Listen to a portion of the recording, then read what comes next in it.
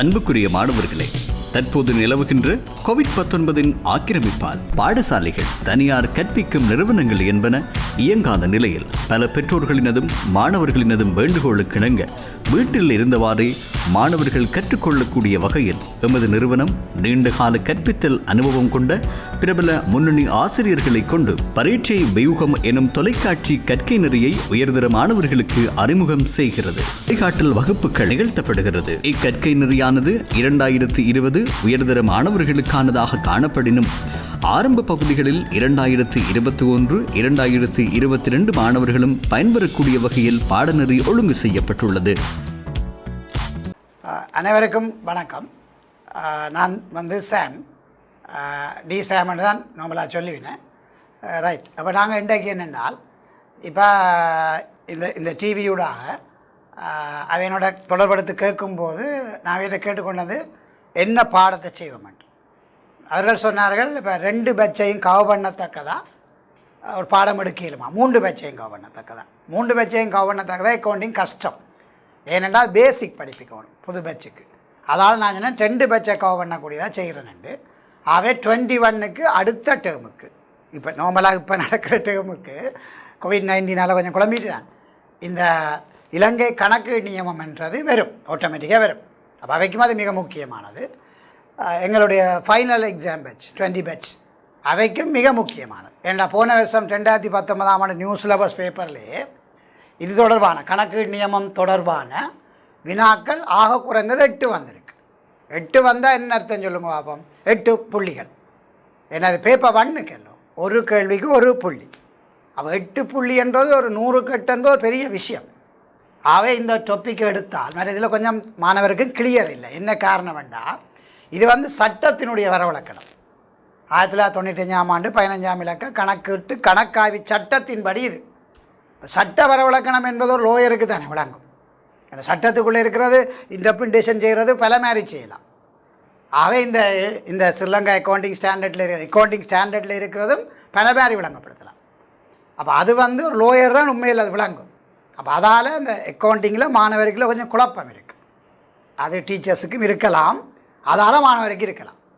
சரியானே. ஆகவே அதை எடுத்து செய்யணும்னு யோசித்தேன். அதுலேயும் குறிப்பாக நான் இப்போ கணக்கு நியமங்களுக்குள்ள உள்ளுக்கு போனாலும் அங்கே நான் முடிக்க போகிற இடம் எங்கே தொடங்குறதும் முடிக்கிறதும் எங்கே வரப்போதுண்டா SLFRS, Sri Lanka financial reporting standard என்ற SLFRSனுடைய 16 குத்தகைகள்.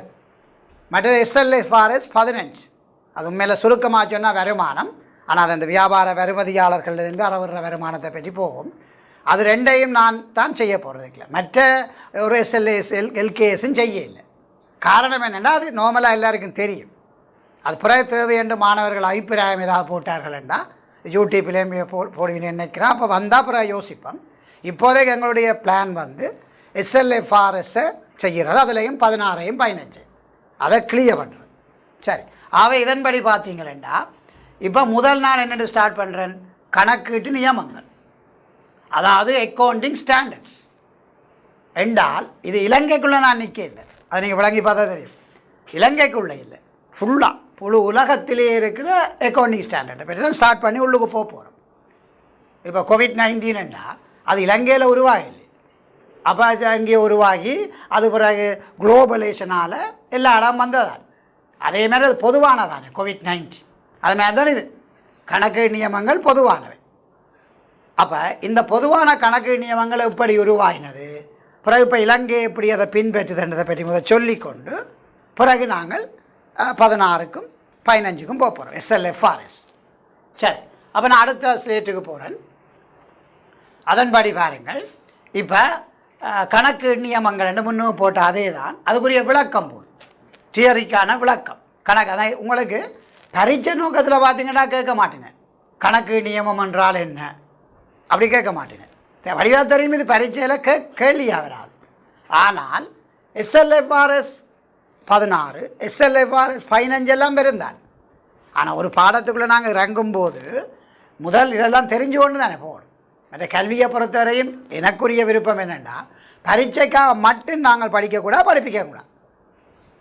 ஒரு அறிவோடு சேர்ந்த பரீட்சையாக இருக்கும்.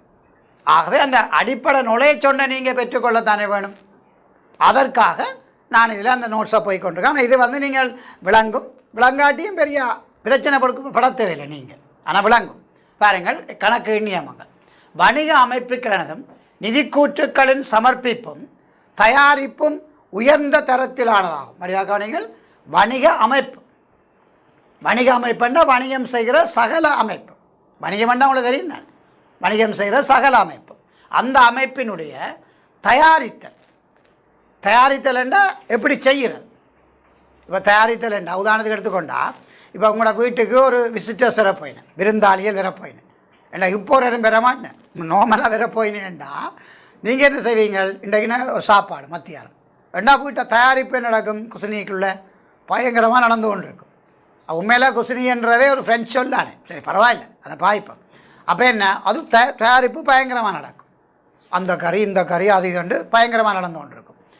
அது தயாரிப்பு. அதே மாதிரி இந்த லாப நட்ட கூற்றும் நிதிலைமை கூற்றும், அதை பற்றியெல்லாம் உங்களுக்கு பேஸ் தெரியும் தான். அதுகள் எல்லாத்தையும் தயாரிக்கிறது. அது உயர்ந்த தரத்தினாகவும் தெளிவானதோ உண்மையானதாக அமைவதற்காக சட்ட அங்கீகாரம் உள்ள அமைப்பினால் உருவாக்கப்பட்ட நியமம். தயாரிப்பும் இருக்குது, சமர்ப்பிப்பலும் இருக்குது. இங்கே வரும் சமர்ப்பித்தல்.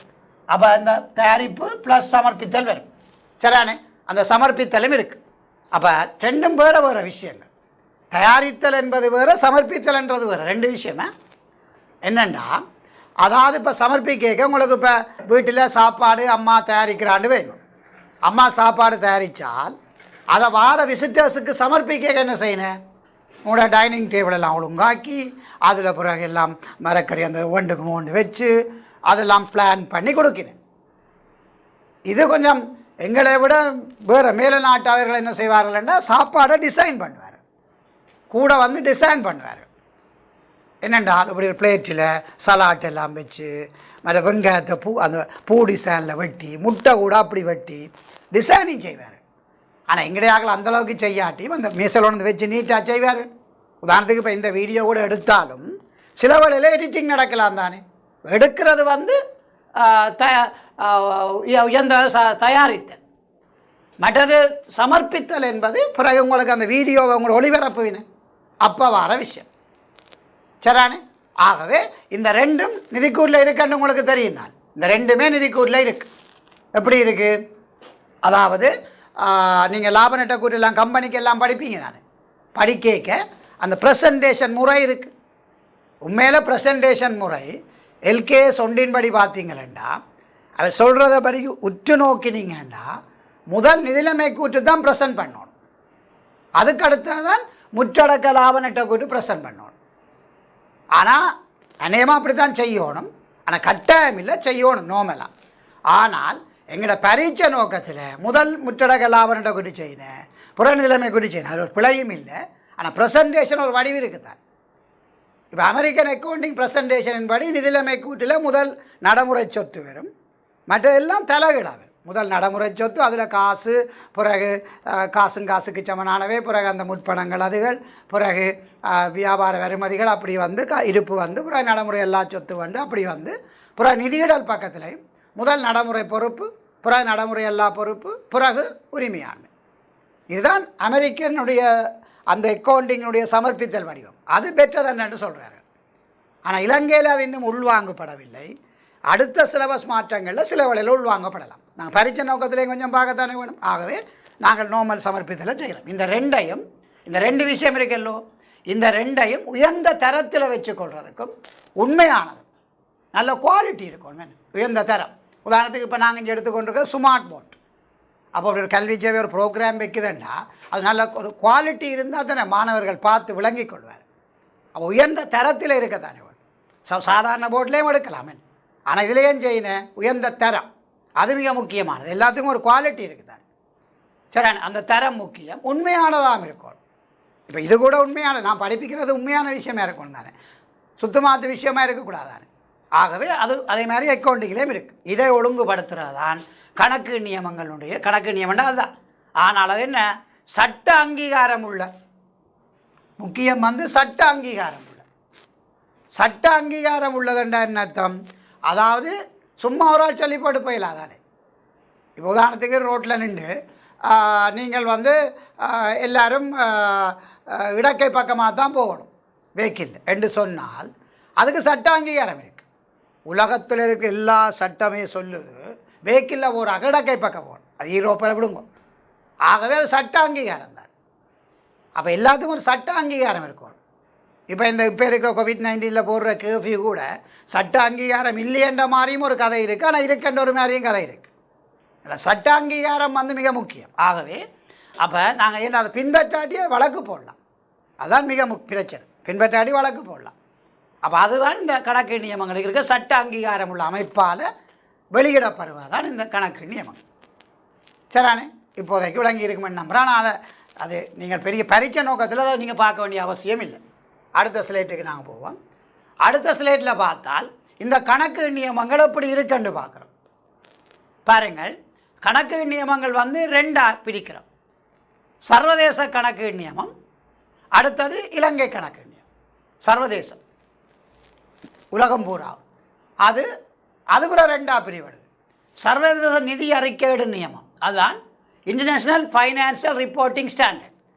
அந்த முதல் எழுத்தை வேறு கலரில் போட்டிருக்கேன், அதைத்தான் நாங்கள் ப்ராக்கெட்டுக்கு IFFRS என்று போடுறோம். இன்டர்நேஷ்னல் ஃபைனான்ஸ் ரிப்போர்ட்டிங் ஸ்டாண்டர்ட் இப்படி ஒன்று இருக்குது. அதை விட சர்வதேச கணக்கு நியமங்கள் இன்டர்நேஷ்னல் அக்கவுண்டிங் ஸ்டாண்டர்ட்ஸ், அப்போ IAS, இந்த ரெண்டு இருக்குது. அப்போ இதுக்கு அமையத்தான் இலங்கையும் கிட்டத்தட்ட காப்பி பேஸ்ட் அவை என்ன செய்யணும் அதை காப்பி பேஸ்ட் பண்ணினேன் இலங்கைக்குள்ளே. பிறகு கொஞ்சம் இலங்கைக்கு ஏற்ற மாதிரியும் கொஞ்சம் மாற்றிக்கொள்ளினேன். உதாரணத்துக்கு இப்போ நான் இந்த வகுப்பு எடுக்கும்போது எல்லாம் கட்டி எடுக்கிறேன். இது வந்து ஒரு காப்பி பேஸ்ட் தானே. இப்போ வெள்ளைக்காரன் ஸ்டைலான இது அவையே நான் காப்பி பேஸ்ட் பண்ணேன். எங்களுடைய ஸ்டைல் அது இல்லையே, வேட்டி உடுத்தி அதெல்லாம் போட்டு கொண்டு வரணும் நான் சால்வியோட. ஆனால் அப்படி வந்தால் என்ன நடக்கும், இவர் தமிழ் படிப்பிக்க போகிறாரோ ரெண்டு யோசிச்சுருக்கீங்க. ஏனெண்டா இது வந்து அக்கௌண்டிங் வந்து சர்வதேச ரீதியாக இருக்குல்ல, குளோபலேஷன் தானே. அப்போ நாங்களும் IOC பெட்ரோல் செட் இங்கே இருக்குது தானே இந்தியாவில், மெக்டொனால்ட்ஸ் இருக்குது அமெரிக்காவில், KFC இருக்குது அமெரிக்காவில், அது அமெரிக்காவில் இங்கே இருக்குது. அப்போ எல்லாம் இங்கே இருக்கும்போது நாங்கள் எங்களோட KFC வந்து இலங்கையில் என்ன மாதிரி லாபம் உழைக்குது அல்ல நிதிநிலைமை எப்படி இருக்குது, அமெரிக்காவில் எப்படி இருக்குன்னு கம்பேரிங் செய்யணும் என்றால் ரெண்டும் ஒரே கணக்கீட்டாக இல்லை பின்பற்றணும். அமெரிக்கா வேறு மாதிரி கணக்கீட்டு சிஸ்டத்தை வச்சுக்கொண்டு அக்கௌண்டிங் சிஸ்டத்தை வச்சுக்கொண்டு இலங்கையில் வேறு செய்தால் மெக்டொனால்ட்ஸே ஒப்பிட்டு பார்க்கலாம், தங்களுக்குள்ள KFCயை ஒப்பிட்டு பார்க்கலாம், IOC ஒப்பிட்டு பார்க்கலாம். இந்தியாவில் வேறு மாதிரி இருந்தால் அப்போ எல்லா இடம் ஒரே மாதிரி இருந்தால் குளோபலேஷனால் உலகமயமாக்கலால் ஒப்பீடு செய்யலாம். ஒப்பிடல் மிக முக்கியம்தான். சும்மா எடுத்துக்கொண்டா எங்களுடைய டாண்டிவிட கல்வி சேவையாகும் அவர்களுடைய இந்த குவாலிட்டியும், உதாரணத்துக்கு வேறு கொழும்பு டிவிகள் வேறு இருக்கலாம் தமிழ், அவையோட குவாலிட்டியை ஸ்டூடெண்ட்ஸ் வந்து ஒப்பிட்டு பார்ப்பார். ஒன்று அந்த ஷார்ப்னஸ், மற்றது டீச்சர்ஸ் படிப்பிக்கிற ஸ்டைல்கள் எப்படி இருக்குது. அப்போ கட்டாயம் குவாலிட்டியை செய்யணும். நாங்கள் செய்தான்னு வேறு கொழும்பு நிறுவனங்கள் செய்தான்னு குவாலிட்டி மிக முக்கியமானது, அதுக்கு ஒப்பீடு மிக முக்கியமானது, கம்பேரிங் கட்டாயம் ஒப்பிடணும். ஆனால் ஒரு வீட்டுக்குள்ளே ஒரு மூத்த பிள்ளையும் ரெண்டாவது பிள்ளையும் ஒப்பிடக்கூடாது, அது பிள்ளை, அது அவள் அப்படி செய்கிற நீ இப்படி செய்யலை, அது இல்லை. நிறுவனங்கள் ஒப்பிடணும், அதான் வளர்ச்சி அதில் பார்க்கலாம். ஆகவே இந்த சர்வதேச கணக்கு நியமத்தை தான் இலங்கையில் அதை கொப்பி பண்ணி பேஸ்ட் பண்ணிவிட்டு கொஞ்சம் சேஞ்சுகள் செய்திருக்கிறேன். இப்போ நாங்கள் வெள்ளைக்காரன் ஸ்டைலில் கொப்பி பண்ணி பேஸ்ட் பண்ணியிருக்கிற மாதிரி கொஞ்சம் சேஞ்ச் செய்திருக்கேன். என்ன கொஞ்சம் சேஞ்ச், கோட் போடுது, அதான் கொஞ்சம் சேஞ்ச், வேறு என்ன சேஞ்ச். ஆகவே அது செய்திருக்கிறோம். அதே மாதிரி தான் இது. அப்போ ஏன் குளோபலேஷனுக்கா, உதாரணத்துக்கு COVID-19 எல்லா நாடுகளுக்கும் வந்ததுக்குரிய காரணம் என்ன, குளோபலேஷன் தான்.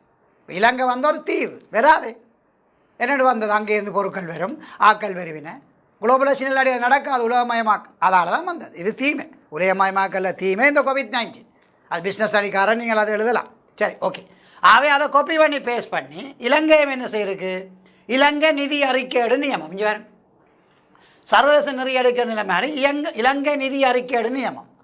ஏன் ஆங்கிலத்தை நான் போடலைன்னா பின்னுக்கு போட போகிறேன், அதுக்காக போடல. அதே தான் இது, இங்கே சர்வதேசம், இங்கே இலங்கை, காப்பி பேஸ்ட் தானே, பேர்லேயே காப்பி பேஸ்ட் பண்ணப்பட்டிருக்கு தானே. சரிண்ணே, அடுத்தது சர்வதேச கணக்கு நியமம், இங்கே இலங்கை கணக்கு நியமம், காப்பி பேஸ்ட் தானே. அதை விட இன்னொன்று இங்கே இருக்குது, இலங்கை பட்டய கணித நிறுவனம் கடைப்பிடிக்கும் வியாக்கியானங்கள். அது இலங்கை சார்ட்டர் இன்ஸ்டியூட் இருக்கல்லோ, அவர்கள் கொஞ்சம் வியாக்கியானம் என்றால் விளக்கங்கள். இப்போ நான் செய்து கொண்டிருக்க வியாக்கியானம் தான், இது எல்லாருக்கும் தெரிஞ்ச விஷயம், வியாக்கியானப்படுத்துகிறேன். அப்போ சார்ட்டர் இன்ஸ்டியூட் கொஞ்சம் வியாக்கியானங்களை விட்டுருக்கும், விளக்கங்கள். அதுகளும் எங்களை இங்கே இலங்கையில் கணக்கீட்டில் பின்பற்றப்படும். இவர் ஒரு படி கூட மேலே போயிருக்கணும், அவ்வளோதான். சரியானே? ஆகவே இதை பற்றி ஆங்கிலங்கள் பின்னுக்கு வரும், அந்த சொல்லுகள் தெரிஞ்சிருக்க தரும். ஆகவே ரைட். அடுத்த விஷயம், அடுத்த ஸ்லைட், கணக்கு நியமங்களின் தோற்றம். இது சும்மா கிஸ்ட்ரி தெரிஞ்சிருக்கட்டும் என்றக்கா சொல்லியிருக்கிறேன். கணக்கு நியமங்களின் தோற்றம் என்றால் பாருங்கள் எப்படி உருவானது. 1973ஆம் ஆண்டு சர்வதேச நியமத்துக்கான குழுவின், சர்வதேச நியமம் என்ற குழுவின், அது அது IASC என்று சொல்வார்கள், உருவாக்கத்துடன் கணக்கு நியமங்களின் வரலாறு ஆரம்பமாகிறது. இப்போ சொல்லுங்க பாப்போம். 1973ஆம் ஆண்டு, உதாரணத்துக்கு நான் பிறந்தே 1968ஆம் ஆண்டு. அப்போ இது கொஞ்ச நாள்லாம் தொடங்கி இருக்கு. நீங்கள் இப்போ பார்த்து கொண்டிருக்கிறார்கள், இதுக்கு இப்போ பிறந்திருப்பீங்க. 73ஆம் ஆண்டே தொடங்கிட்டு இந்த கணக்கு நியமங்கள் கணக்கிடப்போ தொடங்கிட்டு, அது வேறு பிரச்சனை. அப்போ 73ஆம் ஆண்டே தொடங்கி அப்படியே ஆரம்பித்து அதில் இக்குழுவில் அங்கத்தவர்களாக Australia, Canada, France, German, Mexico, Netherlands, பிரித்தானியா போன்ற நாடுகள் காணப்பட்டன. இவ்வளோ நாடும் இந்த அக்கௌண்டிங் ஸ்டாண்டர்ட்ஸ் உருவாக்குறதுல இவ்வளவும் பங்கு பெற்றினவர்கள். இதில் பாருங்கள், ஒரு இடத்துலையுமே இலங்கை இருக்கும் இல்லை, என்னத்தில் இலங்கை இருக்கும், ஒன்றிலேயும் அநேகமாக எனக்கு தெரிஞ்சு பெருசாக இல்லை. சரிதான். ஆகவே உருவாக்கல்ல இல்லை, பாருங்க அவங்க உருவாக்கி வச்சுக்கிறாங்க அவங்க. அடுத்தது தொழில்சார் கணக்கீட்டு அமைப்புகளின் பிரதிநிதிகளும் காணப்படும். அதை விட இந்த அக்கௌண்டிங்கை தொழிலாக செய்கிறார்கள் இருக்கிறாங்க, அக்கௌண்டன்ஸ், அந்த அமைப்புகள் இருக்குதான், அந்த அமைப்புகளின் பிரதிநிதிகளும் அதில் காணப்பட்டவையா.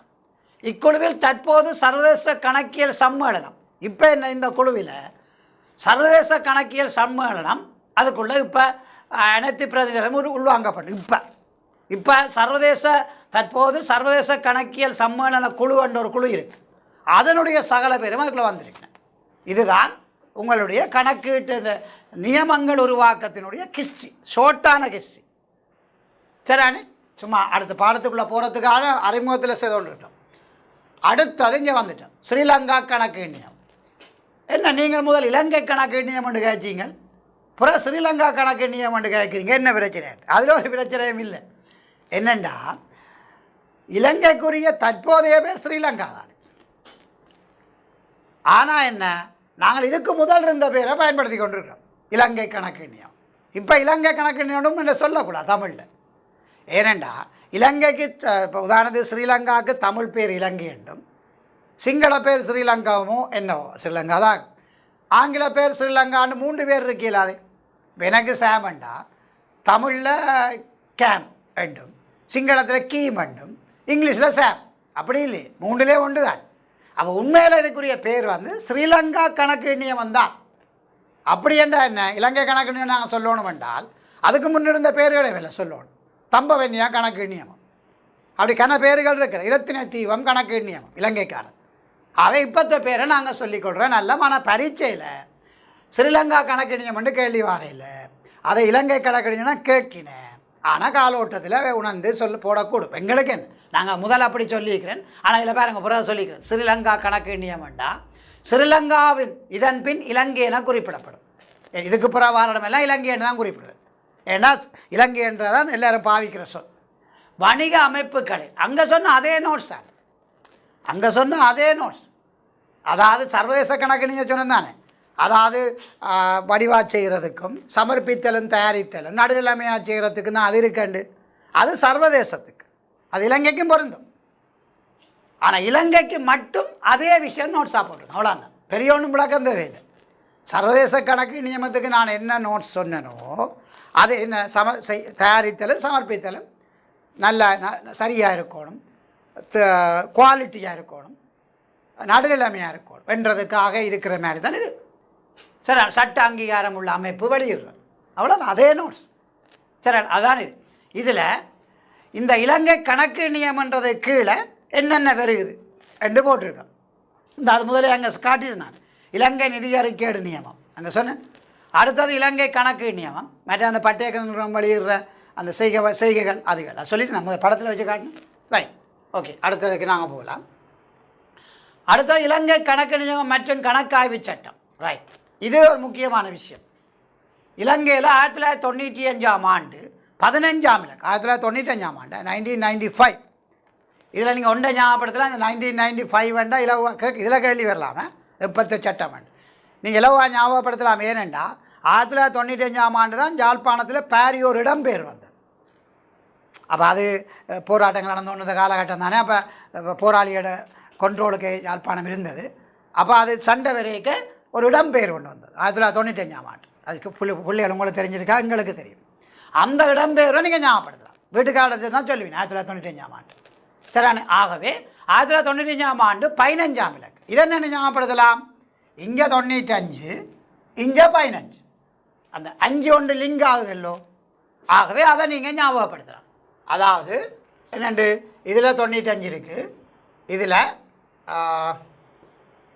ரைட் இங்கே 95 இருக்குது, இங்கே 15 இருக்குது. அப்போ 15ஆம் இலக்கம் 15ஆம் இலக்க கணக்கிட்டு கணக்காய்வு சட்டம் உருவாக்கப்பட்டது. சட்டமாக கொண்டு வந்தது. அதுக்கு முதல் இல்லை, அதுக்கு முதல் சட்டம் இல்லை. அதால் அதுக்கு முதல் இந்த இலங்கை கணக்கு நியமங்களை கடைப்பிடிக்காட்டி வழக்கு போடலாம். அதுக்கு முதல் இருந்தது 1980 இருந்தே 80களிலேயே இலங்கை கணக்கு நியமம் உருவாகிட்டுது. அது என்ன பேர்லையேண்டா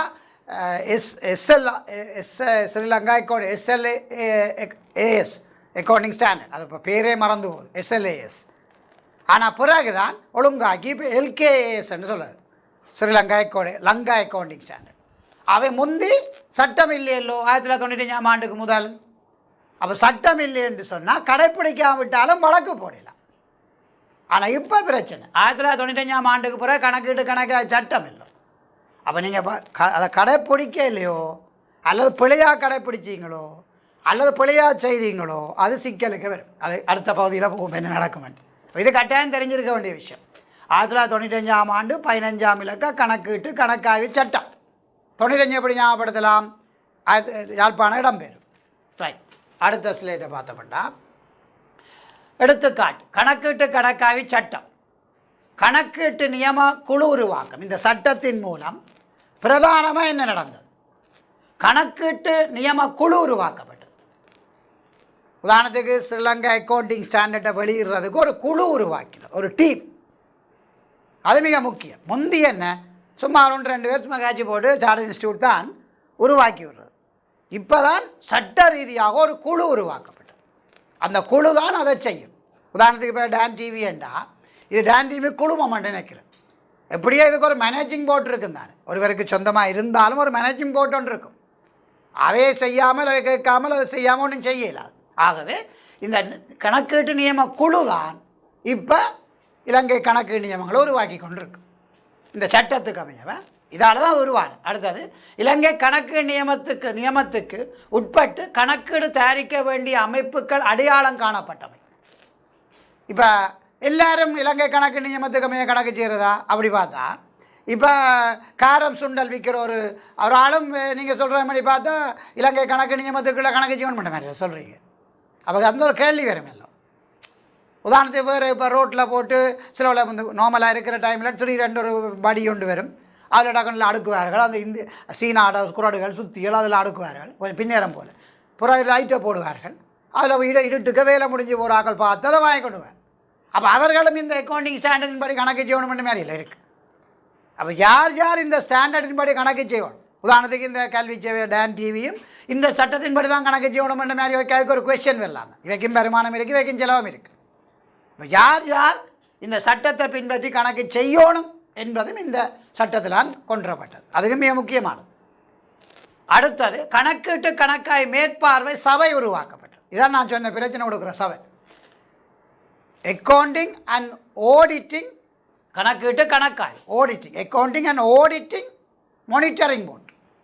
இதுதான் பிரச்சனைக்குரிய போர்ட். இதால் தான் உங்களுக்கு சட்ட பிரச்சனை வரும். ஒரு கம்பெனி கொண்டு இதன்படி கணக்கு செய்யாடி இல்லை மோசடியாக கணக்கு செய்திச்சதோ இந்த சட்டத்தில் இந்த குழு தான் விசிட் பண்ணும். அது வந்து அந்த ஆனுவல் ரிப்போர்ட் ஆண்டறிக்கையில் எடுத்துக்கொண்டு ஆய்வு செய்து ஆக பிரச்சனை வழங்கப்பட்டு அது பின்னர் வரும் அடுத்ததான். அப்போ இந்த இந்த இந்த இந்த கணக்கீட்டு கணக்காய்வு சட்டத்தினால் என்ன உருவான மெயினாக இந்த 3 விஷயங்கள் உருவாயின. சரி, அடுத்த விஷயம் அடுத்த பாருங்கள். கணக்கீட்டு நியம குழு. அந்த கணக்கீட்டு நியம குழு ஒன்று சொன்னேன். இவைதான் எல்கேஎஸ்ஏ எஸ்எல்எஃப்ஆர்எஸ் எல்லாத்தையும் உருவாக்கின. அந்த குழுவில் யார் யார் இருப்பின பரீட்சைக்கு வராது, ஆனால் தெரிஞ்சிருக்கும் அந்த குழுவில் யார் யார் இருப்பேன். சும்மா போய் நான் போய் சேரலாமா இல்லையே? கனகாலமாக அக்கௌண்டிங் படிப்பிக்கிறேன் அவை நானும் பாரு 2 போய் சேராது. அதுக்கு ஒரு ஒரு ஒரு ஒரு அதிகாரம் இருக்கணும். ஆறாறு பாருங்கள் 12 பேர் இருக்கணுமா அந்த குழுவில். இவை தான் உங்களோட ஸ்டாண்டர்ட் முழுக்களையுமே கிரியேட் பண்ணினேன். அது ஆறாருண்டா பட்டய கணக்கறிஞர் நிறுவனத்தின் தலைவர் உட்பட அங்கத்தவர் 6 பேர் தான் நிற்கிறேன். மழையா தெரியல, அதில் பார்த்தா தெரியும். சரி, அதில் அப்புறம் உங்களுக்கு அதில் டிவியில் தெரியுமா நினைக்கிறேன். 6 பேராக இருக்கணும் நினைக்கிறேன். கூட்டினா 12 வரலாம். ஆகவே அந்த தலைவரும் இருக்கணும். அந்த பட்டயக்கர் நிறுவனத்தினுடைய தலைவரும் அங்கத்தவரும் சேர்ந்து அதில் 6 பேர் ஏதோ இருக்கணும். அதில் பிரிண்ட் அவுட் இருக்குது, நாம் அப்புறம் பார்த்து சொல்லலாம். அடுத்தது இலங்கைக்கென நியமிக்கப்பட்ட இங்கிலாந்து பட்டய முகாமையாளர் கணக்காளர் நிறுவனத்தின் ஒருவர். இலங்கை கண்டு இங்கிலாந்தினுடைய பட்டய கணக்காளர் நிறுவனத்திலிருந்து ஒருவர் இருக்கணும். யோசிச்சு பாருங்க, இலங்கையினுடைய கணக்கு நியமத்தை எழுதுறதுக்கு பிரிட்டிஷினுடைய ஆளுங்க இருக்கணும். ஏன் இருக்கணும் என்றால் இதுதான் உலகளாவிய ரீதியான ஸ்டாண்டர்டுகளை கம்பேர் பண்ணுறோம். மற்றது அதைத்தானே கொப்பி பண்ணி பேஸ்ட் பண்ணுறோம். கொப்பி பண்ணி பேஸ்ட் பண்ணணும்னா அவன்கிட்ட பெர்மிஷன் எடுக்கத்தானே லண்டன் கார்டு ஒரு காரணம். 2வது வந்து என்னென்னா கடைசியாக ஆண்டுட்டு போனது பிரிட்டிஷ்காரரான இலங்கையை. ஆகவே அவங்களோட இது எங்களுக்கு எப்படி இருக்குன்னு தான் பொக்கல் கொடை உறவு மாதிரி அது இருக்கும். ஆகவே அவங்கள்டையும் ஒரு ஆள் இருக்கும். சரி, அங்கீகரிக்கிறதுக்காக மட்டும்தான். ஆனால் இப்போ என்ன இருக்குன்னு சொல்லுங்க பாப்போம். இங்கிலாந்து கணக்கு நியமத்தில் எழுதுறதுக்கு கிடையாக்களை போட மாட்டான். நீங்கள் வழியாக விளங்கி கொள்ளணும். நாங்கள் அவங்கள போட்டு வச்சுக்கிறோம், ஆனால் அவங்கள போட மாட்டான். அதான் எங்களுக்குரிய பிரச்சனை. ரைட். அடுத்தது கம்பெனி பதிவாளர். கம்பெனியை ரெஜிஸ்டர் பண்ணுற கம்பெனி பதிவாளர் அவர் கட்டாயம் இருக்கும். ஏன்னா அவருக்கும் கம்பெனி ரூல்ஸுகள் கம்பெனி சட்டம் தெரியும் அவருக்கு. அப்போ அந்த கம்பெனி 2007ஆம் ஆண்டு கம்பெனி சட்டம் வருது 7ஆம் இலக்கம். அப்போ அவரையும் வச்சிருக்க தானே அவனும் இது எழுதுறது. சும்மா ஆக்களை போட இல்லாத விஷயம் தெரிஞ்ச ஆக்களை தானே போடும். அப்படி ஒரு ஆள் இருக்கும். பங்கு பரிவர்த்தனை ஆலோசனை குழுவின் பணிப்பாளர். பங்கு பரிவர்த்தனை சாமாக்கு அதுக்கு ஒரு ஆலோசனை குழு ஒன்று இருக்கும். அதில் பணிப்பாளர் உங்களுக்கு தெரியும். இப்போ பங்குச்சந்தை என்ன உலகத்திலேயே நீண்ட காலம் பூட்டி இருந்தது இலங்கை பங்குச்சந்தை. அது நான் எனக்கு தெரிஞ்சு உலக ரெக்கார்ட். இப்போ இந்த COVID-19 இப்போ போன திங்கக்கிழமை திறந்ததாகும். ஆனால் இன்னொரு உலக சாதனையில் நிற்கிறேன். பங்குச்சந்தை தொடங்கி 34 செகண்டில் பூட்டியாச்சு திங்கக்கிழமை. ஏனென்றால் அதை செட் பண்ணி வச்சிருக்கேன். பங்கெல்லாம் 10% விட விலை குறைஞ்சா உடனே ஸ்டாப் பண்ணுற மாதிரி. இதுக்கும் உலக ரெக்கார்ட்ஸ்ன்னு நான் நினைக்கிறேன். அதை தீர்மானிக்கிறது வேறு. 10 செகண்டில் 34 செகண்டில் பூட்டுறதா, எப்படி பூட்டுறது, இப்போ துறக்கிறது என்றது அவர். அப்போ இவரும் இதில் இருப்பேன் இந்த நியம குழுவில். இலங்கை மத்திய வங்கி ஆளுநர் நியமிக்கப்பட்ட ஒருவர். மத்திய வங்கி ஆளுநர் உங்களுக்கு தெரியும் தானே. முதல் பழைய மத்திய வங்கி ஆளுநர் ஒரு ஆளை தேடி நான் சிங்கப்பூரில் எல்லாம் தேடி அவரை பிடிக்க தெரியும் தான். நோட்ஸ் விஷயந்தான் அந்த இது திரசேரி பிரச்சனையில். ஆகவே அவர் இல்லை, அவரால் நியமிக்கப்பட்ட ஒருவர். அவரெல்லாம் அதுக்கு வந்து மினக்கிட மாட்டேன். அவருக்கு இருக்க வேலைக்கு இதில் வந்த மினக்கிட போகிறேன். அவர் ஒரு ஆள் நியமிப்பேன். ஏன் எல்லாம் நிதியோடு இல்லை தொடர்பட போகுது. அதான் அவங்களுக்கு அவையும் பெரியன. அடுத்தது இலங்கைக்கென நியமிக்கப்பட்ட இங்கிலாந்து பட்டய முகாமையாளர் நிறுவனத்தின் ஒருவர். அப்போ இது வேறு நிறுவனம், அது வேறு நிறுவனம்.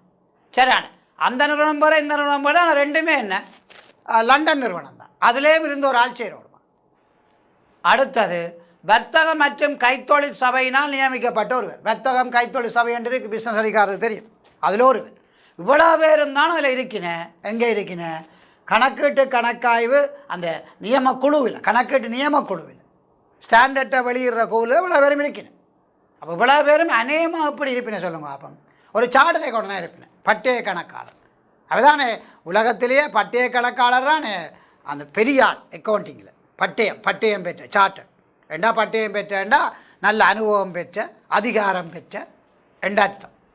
ஆகவே அவர் இருந்து தான் நடத்தினேன். சரி, ஓகே, எழுதினேன் அந்த இதுகளை.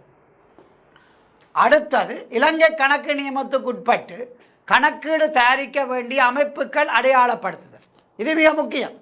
பரீட்சைக்கு வருமானு நான் சொல்லல, ஆனால் இது தெரியாது கணவருக்கு யார் யார் இந்த இதன்படி கணக்கு செய்யணும். வடிவாக போட்டு பாருங்க. நிரட்படுத்தப்பட்ட கம்பெனிகள் ஏண்டா பங்குச்சந்தையில் பதிவு செய்யப்பட்டு பட்டியல்படுத்தப்பட்ட கம்பெனி என்றீங்க, அவை எல்லாம் கட்டாயம் ஸ்ரீலங்கா அக்கௌண்டிங் ஸ்டாண்டர்ட், அதாவது எல்கேஎஸ் எஸ்எல்எஃப்ஆர்எஸ் பற்றி நான் கதைப்பேன், அதுக்கமைய கட்டாயம் கணக்கு செய்வோம். நிரட்படுத்தப்பட்ட கம்பெனிகள். அடுத்தது பொருட்கள் சேவைகள் வணிகத்தில் ஈடுபடும் அரச கூட்டுத்தாபனம். அவை கட்டாயம் இதன்படி தான் செய்யணும். இது பொருட்கள் சேவைகள் ரெண்டும் அரச கூட்டுத்தாபனம் தெரியுது, நம்ம பிஸ்னஸ் அதிகாரிகள். அடுத்தது வங்கிகள், முழு பேங்கும் இப்படி தான் செய்யணும்.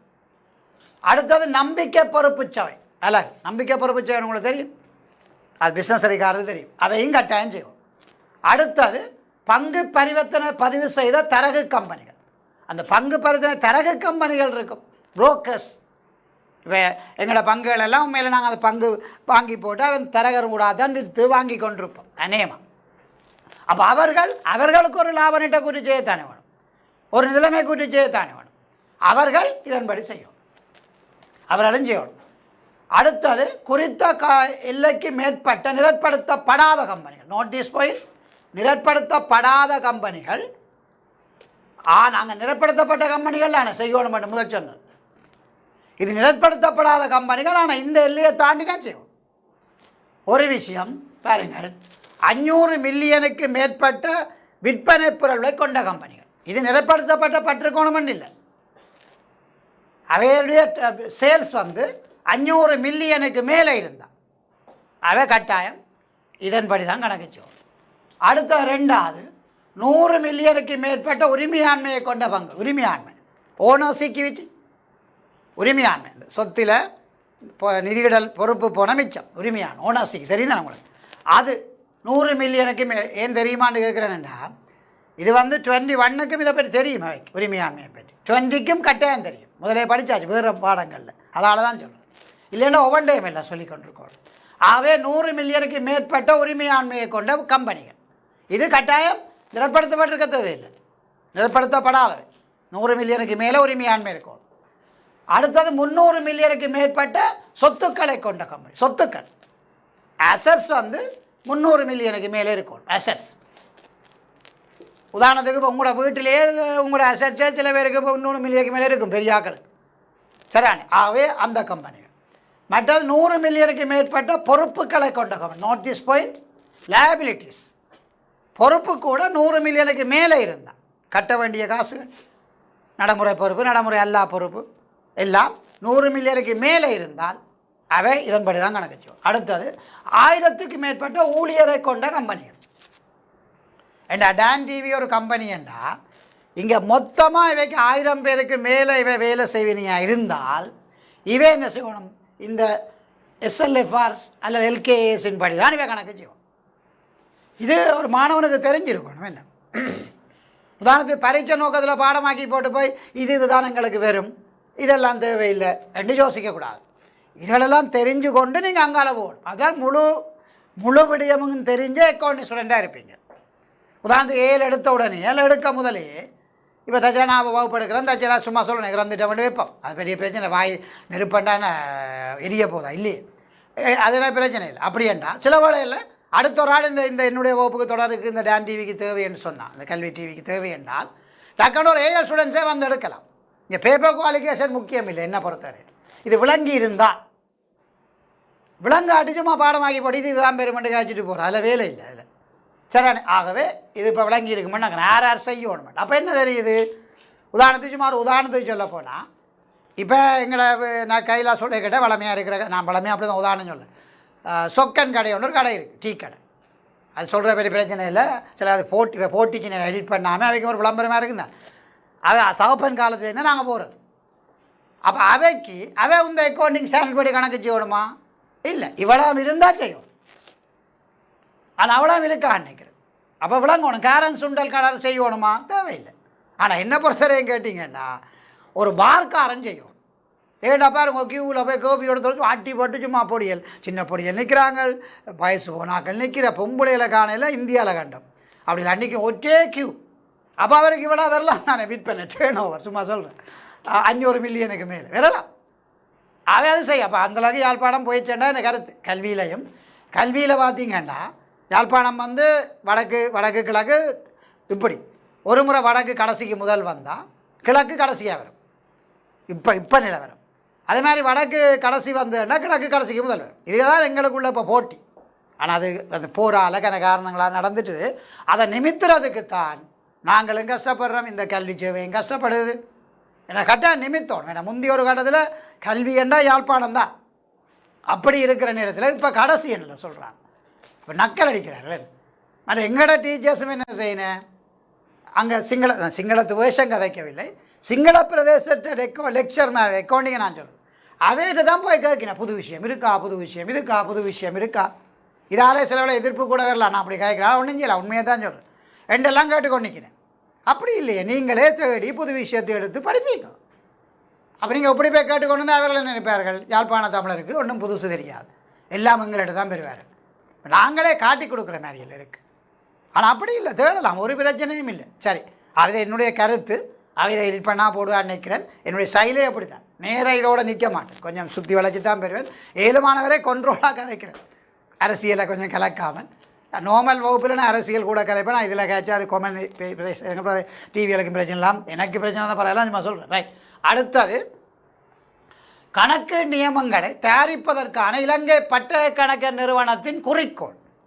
ரைட். அப்போ இந்த பட்டய கணக்கு நிறுவனம் தானே அக்கௌண்டிங் ஸ்டாண்டர்ட் எல்லாம் ஒரு குழு வெளியிடுது. அவங்கள அதை வெளியிடுறதுக்கு என்ன குறிக்கோள் இருக்கு? இப்போ நீங்கள் எடுத்துக்கொண்டா டாண்டியோட கல்வி சேவை இப்படி ஒன்று செய்கிறதுக்கு என்ன குறிக்கோள்? இப்போ குறிக்கோளில் கணக்கை இருக்கலாம், மெயினாக ஒன்று இருக்கும். எல்லாம் நான் நினைக்கிறேன் மெயினான குறிக்கோள், இப்போ கோவிட்-19 மாணவர்கள் கொஞ்சம் பாதிக்கப்பட்டிருக்கிறார்கள். அவர்கள் கூட அந்த கேபிள் சேனலுக்கூடாக இந்த டான் டிவி இங்கே ஃபுல்லாக இருக்குது. அவர்களுக்கு இந்த அவை என்னென்னா இப்போ ஸ்மார்ட் ஃபோன் அதெல்லாம் பாவிக்க டேட்டாவுக்கு செக்க முடியுது. பாவம் தானே மாணவர்கள், இது பிரச்சனை இல்லை தானே. ஒரு கேபிள் டிவி அதுக்கு டான் டிஸ்கன் இருக்கோ அதுக்கு கட்டினா கடைசி கொஞ்சம் காசு தானே, அது பெரிய காசு இல்லை, பிரித்து விட்டால் பெரிய காசு இல்லை, மாத காசில். ஆகவே அதுக்கு ஒரு சேவையை வழங்கணும் என்ற நல்ல நோக்கம்தான் பிரதானமாக இருக்கும். மற்ற அதுக்காக நான் அக்கௌண்டிங் படிப்படி எனக்கு தெரியும் வேறு நோக்கங்களும் இருக்கும். ஒன்று என்ன, இப்படி செய்கிறதால கொஞ்சம் விளம்பரப்படுத்தல் நோக்கம். இப்படி செய்கிறதால அவைக்கு கல்வி சேவை செய்யுதானே, அப்போ நன்மை செய்யுதுண்டா இன்னும் கொஞ்சம் பேர் மாணவர்கள் கொஞ்சம் நன்மதிப்பாக இருப்பார். எப்போவுமே ஒரு நிறுவனத்துக்கு வளர்ச்சிக்கு குட்வில் மிக முக்கியமானது, நன்மதிப்பு மிக முக்கியமானது. இப்போ டான் டிவி என்னட்ட என்னட்ட கேட்கினேன்டா ஏதோ ஒரு சின்னதாக ஒரு குட்வில் இருந்திருக்க தானே வேணும் எனக்கு, குட்வில் நன்மை இல்லாட்டி கேட்க மாட்டார்கள். நானாக வந்து ஒரு நாளும் கேட்க மாட்டேன். அடிக்கடி பாவிக்கிற சொற்பிரயோகம் நான் எந்த இடத்துலையும் நான் போய் கேட்க மாட்டேன். படிப்பிக்க போகிறேன், அதை என்னுடைய தமிழ் ஒன்று வச்சுக்கிறேன். அதுக்கு அது நவீன முறையில் பிச்சை எடுத்துறேன், அது நான் கேட்க போகிறேன், ஒரு நாளும் கேட்க மாட்டேன். ஆனால் அவர்கள் கேட்டால் என்னிட்ட ஏதோ சின்னனாக ஒரு குட்வில் இருக்க தானே, என்னட்டையும் வேறு டீச்சர்ஸ் டைம் இருக்கும், இல்லையாண்டு இல்லை. இதுக்கு முதல்ல ஒரு சின்ன தம்பி ஒரு ஆள் சின்ன வகுப்புக்கு எடுத்துகிட்டு போகிறேன் டீச்சர், நல்ல ஸ்டைலாக நல்ல ஸ்மார்ட்டாக இருக்கிறேன். அப்படி தான் இருக்கணும் ஒரு டீச்சர்னா, அப்படி இருக்கணும். கவர்ச்சித்தன்மை மிக முக்கியமானது. சரி, கவர்ச்சின்னு படிப்பிக்கிற ஸ்டைலும் வெளிக்கிற பாடி லாங்குவேஜ் உடுப்பு கட்டாயம் இருக்கணும். Right, okay. அவன் நோக்கம் ஒன்று இருக்குது தானே எல்லாத்துக்கும். இப்போ நான் எடுக்கிற நோக்கத்துக்கும் அப்படி இருக்கலாம். இப்போ நான் எடுக்கிற நோக்கம் ஒன்று சேவை நோக்கம்தான். சரி, இப்போ டான் டிவி பேமெண்ட் செய்தோ நான் தெரியாது, பேமெண்ட் செய்தாலும் எனக்கு அந்த பேமெண்ட் நான் எடுக்க மாட்டேன். இப்படி செய்தாலும் நான் சொல்வேன் அதை நீங்கள் வேறு யாருக்கும் அதை பே பண்ணுங்க, பிரச்சனை இல்லைன்னு சொல்லுவேன், அது வேறு பிரச்சனை. ஆனால் அது ஒரு முக்கிய சேவை நோக்கம். ஆனால் இன்னொரு நோக்கம் இருக்குது. என்ன, நான் தொடர்ந்து செய்து கொண்டு இருந்தால் சாம் மாதம் இந்த நேரத்தில் செய்த வர்றான்னு ஒரு குட்வில் இருக்கும், கொஞ்சம் சுயநலம் இருக்குது.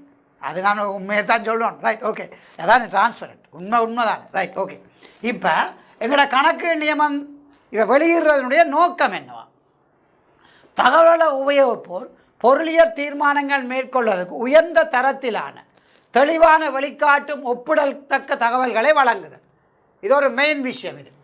இதுதான் அநேகமாக உங்கள்கிட்ட எந்த எக்ஸாம் பேப்பர் WITO, ஸ்ரீலங்கன் சார்ட்டர்டோ, CAO, பேங்கிங் கோர்ஸுக்குரியதோ, ALO முதல் கேள்வி இதுதான் பெறுது MCQவில்.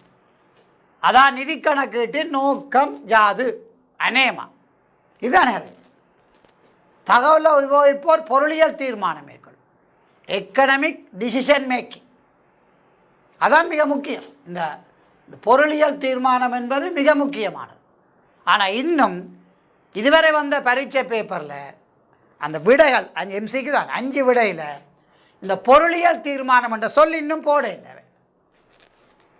தீர்மானம் என்று போடினா பொருளியல் என்று போட இல்லை. ஆனால் கொஞ்சம் கவனமாக இருங்க. இனி வர போகிற பேப்பரில் வந்த பேப்பர் பேப்பர் பாஸ் இங்கே வர போகுது. இப்போ எனக்கு இப்போ ஒரு 52 53 வயசுண்டா இனி எனக்கு 49 வயசு வருமா இல்லையே? பாஸ் பேப்பர் முடிஞ்சதல்லோ, அதை வச்சுக்கொண்டு ஃபியூச்சர் பேப்பரை பற்றி யோசிக்கணும். இவ்வளோ காலமும் விடையில் பொருளியல் என்ற சொல் வரே இல்லை, எக்கனாமிக். இனிமேல் வருமெண்டா கவனமாக இருக்கணும். இதுதான் சரியான விட. பொருளியல் தீர்மானம், எக்கனாமிக் டிசிஷன் மேக்கிங். பொருளியல் தீர்மானம் என்பது எங்களுக்கு பொருளாதார நன்மை தரக்கூடிய தீர்மானம். அதான் மிக முக்கியமானது. எனக்கான நன்மை இருக்குது தானே, அதில் எல்லாத்துலேயும் பொருளாதார நன்மை இருக்குன்றார் சொன்னார். உதாரணத்துக்கு இப்போ நான் எடுக்கிறேன் இந்த வகுப்பு, இதால் எனக்கு பொருளாதார நன்மை ஒன்று நான் பெற்றுக்கொள்ள போகிறேன் இல்லை. அதாவது காசோ அல்லது வேறு காசுக்கு பதிலாக ஒரே ஒரு பொருளாதார நன்மை பெற்று நான் நிற்கிறேன். வந்தோடனே டீ தந்தார்கள், அது ஒரு பொருளாதார நன்மை தானே. சரி, அதை விட வேறு ஒன்றும் மணியாவோ இல்லை அப்படியோ காசாவோ அப்படி ஒன்றும் பெற்றுக்கொள்ள போகிறேன். ஆனால் பொருளியல் தீர்மானம் என்றது அது மிக முக்கியமானது, எங்களுக்கு நன்மை தரக்கூடிய தீர்மானம். அதாவது ஒரு பொருளாதார நன்மை வரும், எக்கானமிக். இப்போ உங்களுக்கு தெரியும் இந்த COVID-19 இப்போ என்ன பிரச்சனை, எல்லா நாடும் என்ன பொறுத்தவரையும் அவசரப்பட்டு கர்ஃபியூவை போட்டு பிளாக் பண்ணிட்டேன். எங்க எப்படியும் துறக்கத்தானே வேணும், துறக்க பிரச்சனை, பொருளாதாரம் விழுந்துட்டு அப்படியே துறக்க திருப்பி தொத்துந்தானே இருந்தான். ஏன்னா எங்களோட உடம்பில் தொத்தி எங்களோட உடம்பில் எதிர்ப்பு சக்தி வந்தால் தான் சரி வரும், இல்லாட்டி சரி வரவே வராது. விஞ்ஞான ரீதியாக நீங்கள் யோசிச்சு பாருங்க, சரி வராது. ஆகவே அவசரப்பட்டு எல்லா நாளும் மூடி திருப்பி துறக்கிறது அப்படி என்ன யோசிச்சு நினைக்கிறேன். இதால் பொருளாதாரம் அப்படியே படுத்துட்டு உங்களுக்கு தெரியும் தான். இலங்கையில் கிட்டத்தட்ட 3 லட்சம் பேருக்கு இப்போ ஒரு 1 வீக்கு போது சொன்னார் வேலை இல்லாமல் போயிடுச்சு. அமெரிக்காவில் லட்சக்கணக்கு. அப்போ அதை பொருளாதார தீர்மானம் இல்லை, முதல் யோசிச்சிருக்கணும். COVID-19 கிடையாது முதல் அந்த டிசிஷன் பார்க்கல, அதுதான் இந்த பிரச்சனை. அதே மாதிரி இப்போ அக்கௌண்டிங்கில் இந்த நியமம் பாறையுடைய காரணம் அந்த நிறுவனத்தில் அக்கறையுடைய தகவலை உபயோகிப்போம். அதாவது நிறுவனத்தில் அக்கறையுடைய பொருளாதார தீர்மானத்தை சரியான முறையில் எடுக்கிறதுக்கு சரியான தகவலை கொடுக்க இந்த நியமம் உதவி செய்யுமா. அதுக்கு தான் சரியான தகவல் கொடுத்தா தானே சரியான முடிவுக்கு வரலாம். தகவல் பிள்ளையாக இருந்தால் முடிவு இருக்காது. உதாரணத்துக்கு எனக்கு ஓஎல்ல படிப்பிச்ச மாதம் ஒரு முறை, மேத்ஸ் படிப்பிச்ச மாதம் ஒரு முறை சொன்னார். அதாவது என்னென்றால் இப்படி ஒரு பிள்ளை மேத்ஸில் இது பிள்ளை தம்பியன், அதில் ஒரு காரில் ஒரு நாய் அடிபட்டு துடிச்சு கொண்டிருந்தான். நோமலாக சொல்லுவோம் நாய் அரை உயிருடன் உள்ளது என்றால் மேத்ஸின் படிப்பிள்ளை என்று சொல்கிறேன். பாருங்கள், இப்போ அரை உயிர், இது அரை உயிர் சமன் அரை இறந்ததானே, அரை இறந்ததானே, அரைவாசி உயிர் அரைவாசி இறந்த மேத்ஸின் படி ஒன்று தானே முழுவன். அப்போ இதில் 2 பக்கம் ஒரே ஒன்று இருந்தால் அதை வெட்டலாம் எல்லாம். இந்த அறையை வெட்டி விட்டோம்னா உயிர் சமன் இறந்த வேண்டு வரும். அது பிள்ளை என்னென்ன உயிர் சமன் இறந்து ஒன்று சாம் இறந்துட்டார், அல்ல உயிரோடு இருக்கிறார், அவ்வளோதான். அப்போ எங்கே பிழைச்சது எடுகோல் பிள்ளை. அரை உயிர் ஒன்று இல்லை, அது துடிச்சு கொண்டிருக்கு, உயிர் தான் அங்கே பிழைச்சது. அதே மாதிரி நாங்கள் சரியான தகவல்களை கொடுத்தா தானே தகவலில் உபயோகிப்போர் சரியான முடிவுக்கு வரலாம், இல்லையண்டா பிள்ளை. சரி, ஆகவே அதுக்கு உதவி செய்கிறது. இதான் முதலாவது கேள்வி அவங்களுக்கு வாரது. உங்களோட அநேகமாக 2000 பேட்ச் பேப்பர்லேயும் அதான் பெறலாம் 99%. ஏன்னா நான் லூக்கா பசியரோட சொந்தக்காரில் தானே வேறு அக்கௌண்டிங் தந்தி என்று சொல்கிறேன். ஆனால் வரலாம், ஒரு ஊகம் மட்டும்தான். சரி, அடுத்த 2வது இந்த நியமங்களை உபயோகம் மற்றும் கண்டிப்பான பிரயோகத்தினை ஊக்குவித்தல். இந்த நியமம் கண்டிப்பாக நாங்கள் உபயோகிக்கணும், அதுக்கு ஊக்குவிக்கிறது.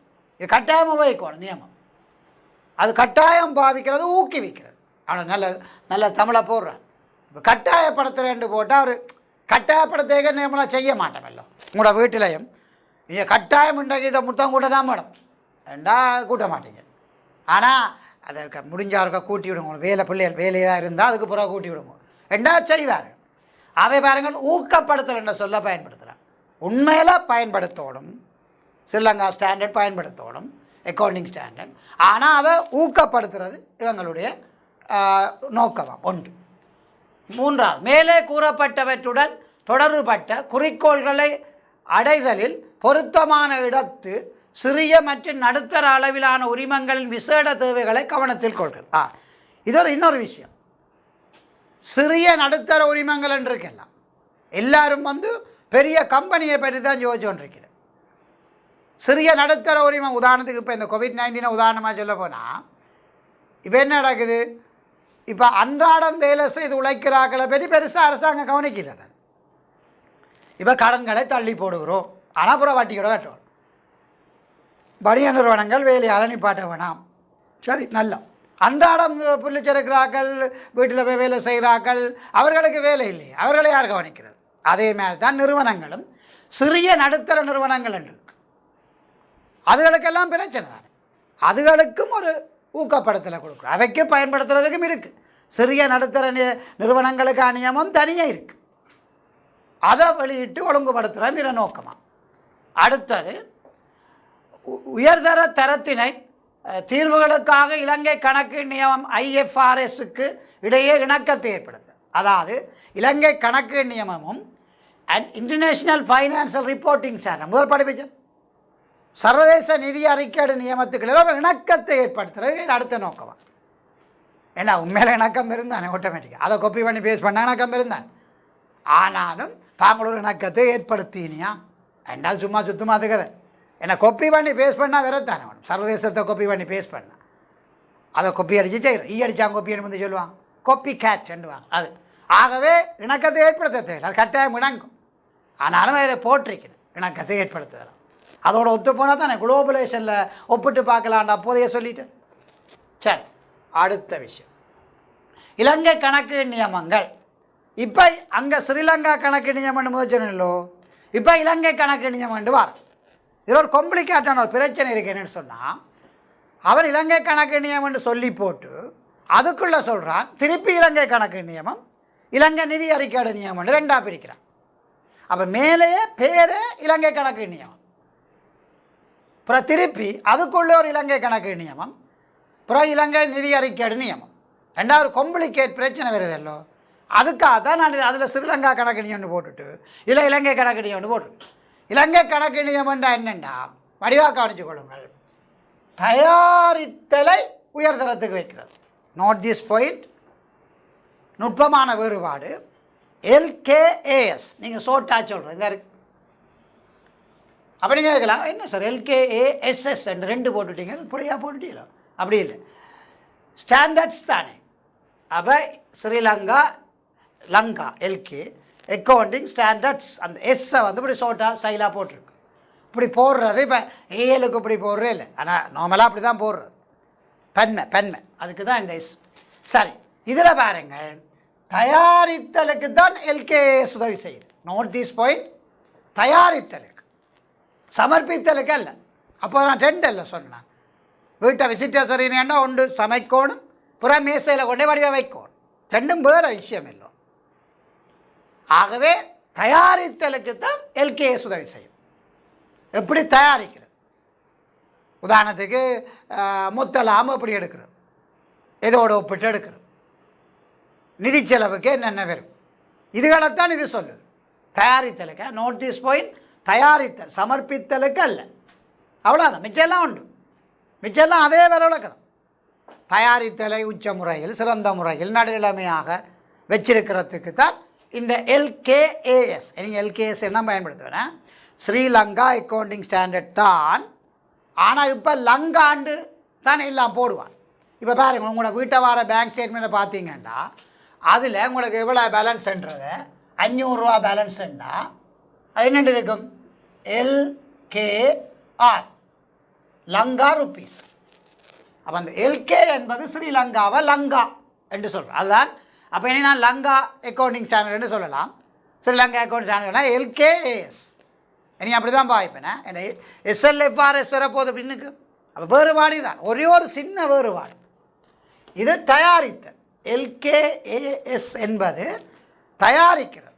நான் முதல் சொன்ன மாதிரி முட்டை பொரிப்பது. என்னடா இந்த ஆளெல்லாம் சாப்பாட்டோடு நிற்குது, சரி வேறு கொண்டு எடுப்போம். உதாரணத்துக்கு ஒரு ஷர்ட் தைப்பது, அது தயாரித்தல்.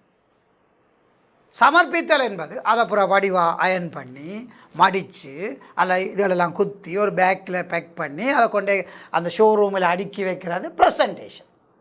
இப்போ நான் செய்தோன்றிருக்க ப்ரெசன்டேஷன் அதுதான் சரியானே. ஆகவே அது இது அல்ல, அது SLFRS. இது வந்து தயாரித்தலுக்கு மட்டும். அதான் எல்கேஏஎஸ். இப்போ உங்களுக்கு நுட்பம் விளங்கி இருக்குமென்னு நினைக்கிறேன். கனவேருக்கு அது குழப்பம். என்னடா எல்கேஏஎஸ் கிடக்குது, எஸ்எல்எஃப்ஆர்எஸ் கிடக்கு, ஏன் ஒரே விஷயத்துக்கு ரெண்டு யோசிச்சுருக்கோம், ஒரே விஷயத்துக்கு ஏன் ரெண்டு? அது ஒரே விஷயத்துக்கு இல்லை. எல்கேஏஎஸ் என்பது தயாரிக்கிறது, லாப நட்ட கூட்டு தயாரிக்கிறது. அதை ப்ரெசென்ட் பண்ணுறது வேறு விஷயம். அதை நான் சொல்லுவேன். அப்போ தயாரித்தலுக்கு மட்டும்தான் எல்கேஎஸ். Okay, next. அதன்படி இதில் இந்த பட்டேக்கர் நிறுவனத்தின் தோற்றமும் இதில் போட்டிருக்கேன். எப்போ தோன்றினேன்?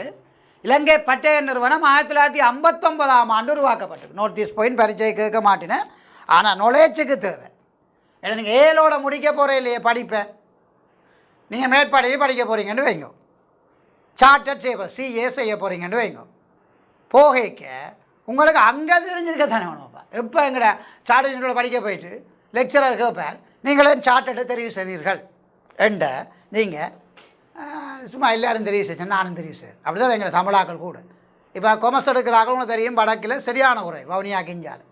ஏன்னு கேட்டால் பேரண்ட்ஸ் என்ன, எங்களோட பிள்ளை டாக்டராக வரணும், இன்ஜினியராக வரணும் ரெண்டு தான் கேள்வி. சின்ன பிள்ளைகிட்ட கேட்டு பாருங்கள், 5ஆம் கிளாஸ் பாஸ் பண்ண பிள்ளைகிட்ட நீங்கள் இன்னும் அவரை விருப்பம் அக்கௌண்ட்டு அவரை விருப்பம்னு சொல்கிறீங்க. அந்த பிள்ளைக்கு தெரியாது அப்படி ஒன்று இருக்கட்டு, எல்லாண்டா கண்டு டாக்டராக அவரை விருப்பம்.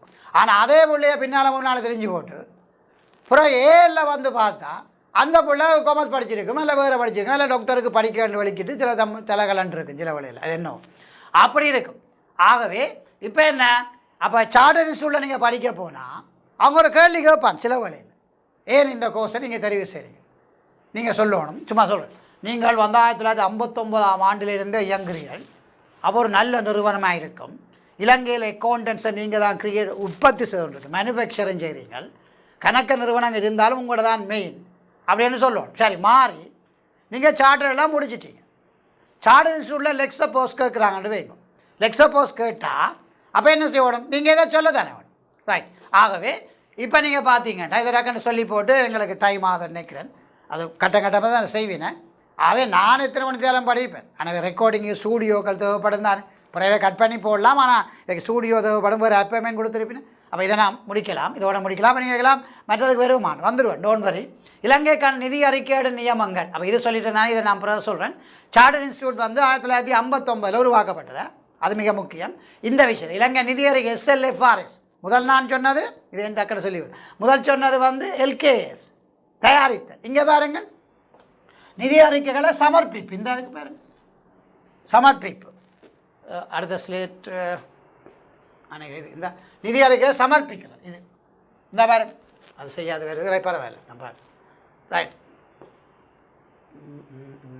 ரைட் ஓகே சமர்ப்பிக்கிறேன். இந்த அப்போ அது என்ன, எல்கேஎஸ் இனிமேல் யாரும் கேள்வி கேட்டால் வழியாக விளங்கப்படுத்துங்கள். எல்கேஎஸ்ன்றது தயாரிப்பது அக்கௌண்டிங், அந்த இதுகளை, இது வந்து சமர்ப்பிப்பது ப்ரெசன்டேஷன். இப்போ நான் செய்கிற ப்ரெசன்டேஷன் அதுதான் எஸ்எல்எஃப்ஆர்எஸ். அதை பற்றி தான் படிக்க போகிறோம் தொடர்ச்சியாக. எஸ்எல்எஃப்ஆர்எஸ் 15 16 தான் படிக்க போகிறோம் தொடர்ச்சியாக, அதுக்கு தான் மூவ் பண்ணி கொண்டு இருக்கோம்.